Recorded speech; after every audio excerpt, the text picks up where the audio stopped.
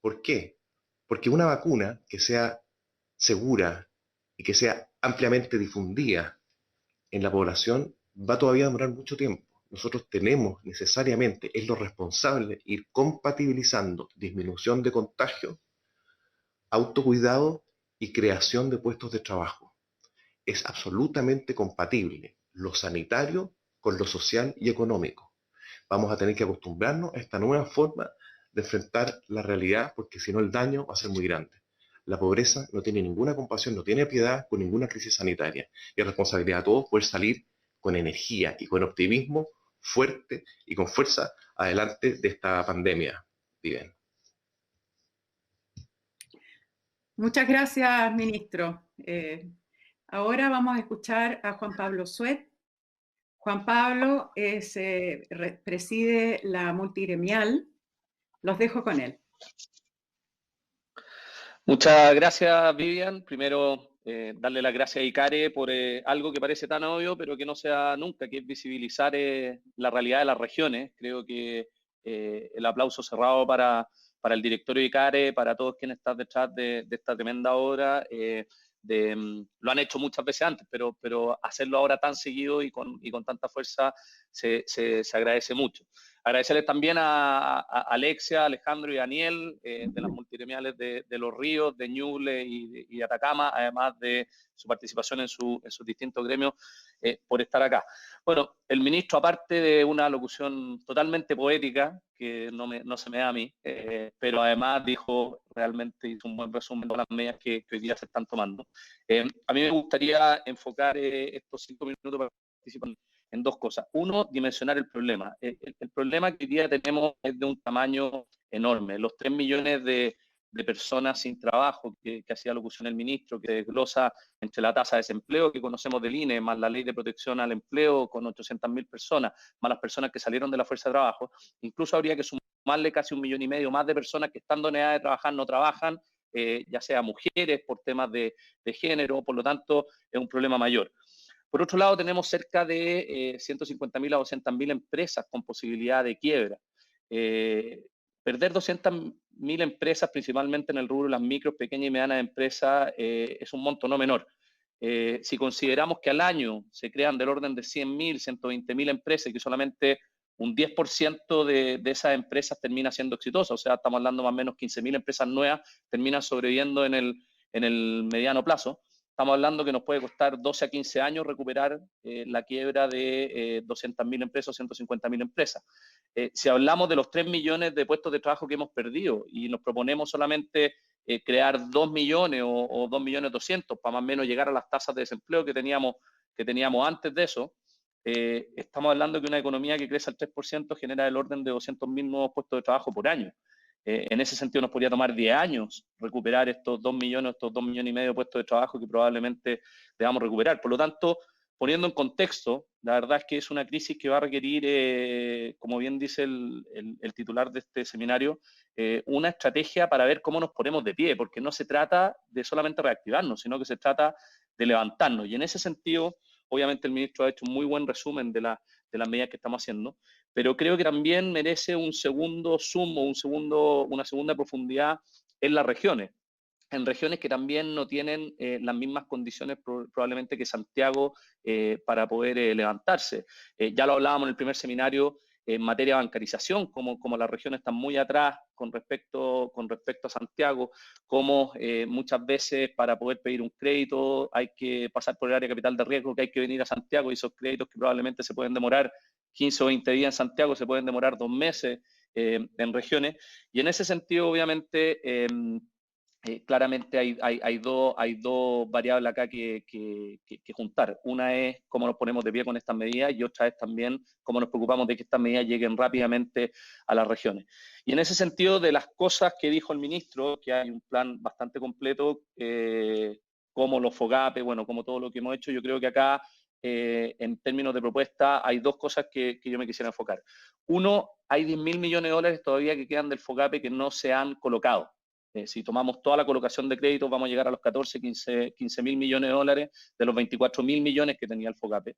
Y probablemente ahí tengamos una alternativa de cómo poder utilizar un FOGAPE 2 para empresas que ya estén empezando a facturar nuevamente y van a necesitar créditos para capital de trabajo. El cómo nos ponemos de pie, hay que decir que el FOGAPE sirvió para la primera etapa, que era acoger a los empleados a la ley de protección al empleo, que era para poder negociar los arriendos, pagar las cuentas, no perder el negocio de alguna forma. Pero ahora viene otra necesidad que es el capital de trabajo, que es como, por ejemplo, un restaurante que puede empezar a abrir, ya, aunque sea con delivery, necesita comprar mercadería, necesita volver a contratar al cocinero que tenía, necesita volver a pagar un arriendo si es que lo congeló con su arrendatario, y eso requiere un capital de trabajo. Por lo tanto, una primera medida como nos ponemos de pie es ver si podemos darle una nueva utilización a este FOGAPE para capital de trabajo, para levantarse, porque insisto que los créditos que se otorgaron fue para pasar la crisis y no para reactivar el país.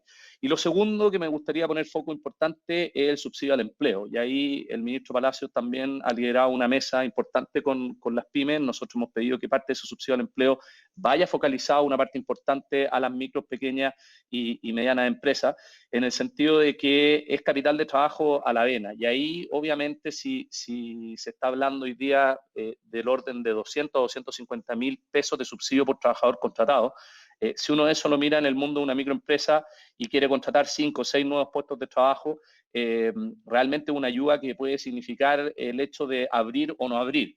Y en ese sentido no estamos hablando de un subsidio, por lo menos lo que hemos hablado con el ministro de Hacienda y con el ministro de Economía, no estamos hablando de un subsidio de 2 o 3 meses, estamos hablando de subsidios que podrían ser incluso por 6 o 8 meses, donde te podrían pagar el 60 o el 70% de sus trabajadores. Y aquí el desafío para ponernos de pie está en la universalidad de este subsidio, o sea, cómo lo vamos a hacer llegar, sobre todo al mundo de las pequeñas y medianas empresas, cómo ese emprendedor, que muchas veces ni siquiera tiene un contador, que muchas veces está en regiones o en un sector rural, ¿cómo se va a enterar de que existe ese subsidio? ¿Cómo se va a enterar de los trámites que hay que hacer para recibir esas 250 lucas si quiere contratar un trabajador más?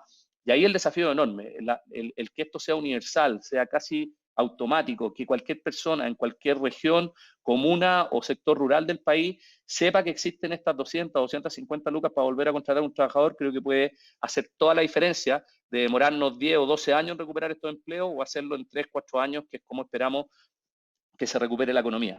Y por último, antes de ir cerrando, Vivian, creo importante enfocarnos en las microempresas. El ministro lo tocó tangencialmente diciendo que dos números que son súper importantes. Las microempresas son el 75% del 1.020.000 empresas que hoy día hay en Chile formales, empresas con RUT o tributantes en primera categoría que facturan todos los meses y generan empleo. 1.020.000 empresas, el 75% de ellas son microempresas y generan 2 puestos de trabajo, que para mucha gente puede decir, bueno, esas empresas no valen la pena. Si tú sumas los 2 puestos de trabajo que generan esas 750.000 microempresas, estamos hablando de 1,5 millones de chilenos que trabajan en esto. Y ahí es donde está este tejido empresarial importante que hay que mantener. Porque si se nos caen esas microempresas, el desempleo se nos va al 35%. Entonces ahí donde tenemos que poner el foco de las políticas públicas. Esos 2 puestos de trabajo de esa empresa en el sector más rural o más alejado de Santiago son mucho más importantes probablemente que empleos en grandes empresas que probablemente tienen otras espaldas, tienen otras instancias para poder volver a generar esos puestos de trabajo. Y en ese sentido, cuando vemos en términos agregados el aporte que hacen al país estos microempresarios, es enorme. Son 1,5 millones de familias que hoy día dependen de una microempresa, que trabajan en una microempresa, que tienen seguridad social a través de una microempresa, y el foco para ponernos de pie debe estar ahí, debe estar en ese tejido social. Hemos hablado con Sebastián Sichel, que estamos permanentemente viendo cómo a través de Banco Estado Microempresa, que yo creo que es la única entidad en Chile que tiene la llave para poder hacer eso, es cómo llegamos a esas 750.000 microemprendedores que hoy día van a ser claves en cómo se pone de pie este país, van a ser claves cómo ayudan a esas familias, a ese 1,5 millones de familias a tener un puesto de trabajo, y van a ser claves para poder reactivar esa economía rurales, locales, que son muy pequeñas, pero que son muy importantes también para evitar esta concentración económica o esta centralización que tenemos en el país. Así que con esto termino, Vivian, agradeciendo nuevamente a ICARE por la oportunidad que le están dando a las regiones, a los gremios de regiones, a la gente de regiones, como los 3 invitados que tenemos hoy día, Alejandro, Alexia y Daniel, que es gente que se la juega por quedarse en su región, haciendo patria, haciendo empresa, haciendo crecer este país, descentralizándolo, que son los valores que hoy día tenemos como multigremial nacional, que reúne a más de 165 gremios y 18 multigremiales de Arica a Punta Arenas. Así que un abrazo a todos y felicitaciones a ICARE nuevamente. Muchas gracias, Juan Pablo. Nuestros próximos invitados, nuestra aspiración es a que nos cuenten desde su realidad regional cada uno, cuáles son los problemas específicos que están teniendo en cada región, cómo están viendo las pequeñas y medianas empresas el futuro, y en qué medida, cuáles son las ayudas que consideran y los apoyos que consideran que se requieren específicamente en cada caso. Dejo con ustedes entonces a Alexia Camino, que representa a la región de Los Ríos. Hola, muy buenas tardes, muy buenos días a todos. Gracias por la invitación, señor ministro. Nos estuvimos ayer en reunión con usted justamente por medio de la multigremial, Vivian y mis otros colegas acá presentes. La verdad que para nosotros como Codeproval, me gustaría primero explicarles que la Corporación de Desarrollo de la Región de Los Ríos es una corporación que lleva 31 años funcionando, es del sector privado, está constituida por empresas, gremios y universidades, ¿ya? Nuestro objetivo es velar por el desarrollo de la región y el bienestar de los habitantes.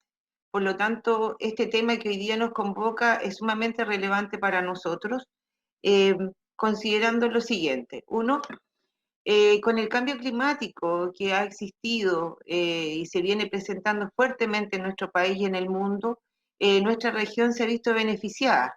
Hay que hablar de las cosas positivas también.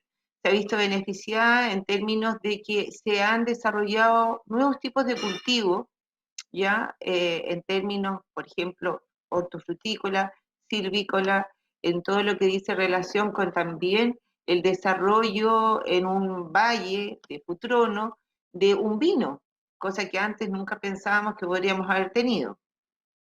En el ámbito de los sectores productivos, el sector de la salmonicultura también se ha desarrollado en nuestra región, es visible la inversión que se está desarrollando. También tenemos muy fuertemente desarrollado todo lo que es el ámbito silvoagropecuario, forestal, pesca, y también aquí es importante mencionar un ámbito que es la industria naval. Nosotros tenemos acá en Valdivia a CENAP, es un astillero privado, ¿ya? Que desarrolla, construye los barcos más importantes y más trascendentales a nivel nacional, que se van a Noruega, que se van a distintos países del mundo para apoyar el desarrollo de las faenas de petróleo en esta plataforma o también en el ámbito del turismo, ¿ya? Ahora, también es importante mencionar que nosotros acá también con el tema del cambio climático hemos desarrollado otros tipos de sistemas productivos en el ámbito agrícola. Ya vemos hoy día, por ejemplo, el avellano europeo, vemos cerezas, vemos peras que antes no existían en nuestra zona. Flores, ya tenemos grandes inversiones extranjeras que se han desarrollado en nuestra zona, hablemos de holandesas, belgas, y así también emprendedores que han partido con el desarrollo y maduración de bulbos que posteriormente incluso son exportados a Holanda. En el ámbito manufacturero, nosotros tenemos acá grandes empresas antiguas, valdivianas, o mejor dicho, empresas que son santiaguinas, pero que ya nos consideramos valdivianas, como CMPC, ya Colún es una empresa, es la cooperativa más importante de Chile y la tenemos en nuestra región. Ahora, un sector que ha estado muy complicado, el sector del turismo.